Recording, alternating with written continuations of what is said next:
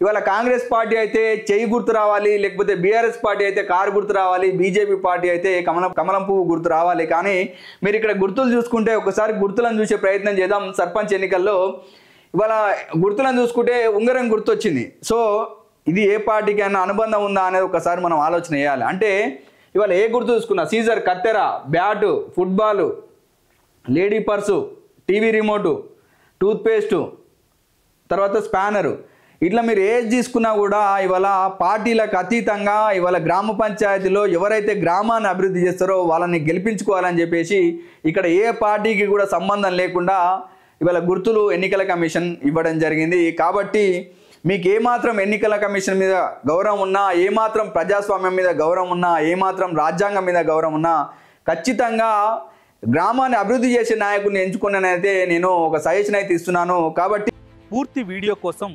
బయోలో ఉన్న లింక్ను క్లిక్ చేయండి.